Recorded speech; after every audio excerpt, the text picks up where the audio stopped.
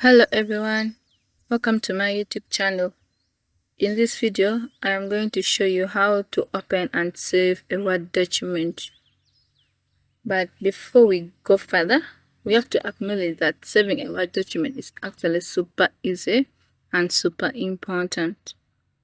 So, remember, saving your work actually means keeping your document safe on your PC so you can open it later. If you forget to save, you could actually lose everything. Alright,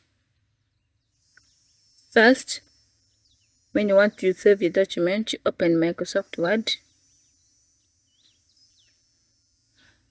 If you open Word, you go to the blank document.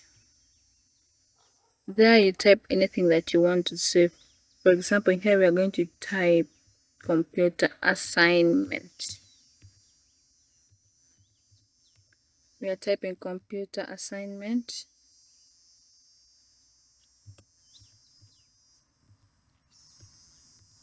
Yes, after typing everything that you need to save, you go to File, which is always on the left upper hand. You click on File. Then you come and click on Save As, which means you're actually saving your document for the first time. After, you choose a place where you want your document to be saved. For example, here we are going to save on this PC, but then you can also select other places. You add a place from here, but here we're going to save on this PC. Yes. Then you give your document a name. You give your document a name, yes. Then you come and click on Save. Yeah, there.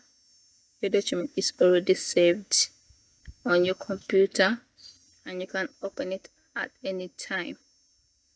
But if you make changes on your document, still you click on the file. If remember, we are only making changes, so you're coming to click on save, meaning your document is already saved on your PC. Just click on save. Nice. Thank you very much for watching. If the video has helped you, give it a thumb up. We'll meet again in the next video. Thanks.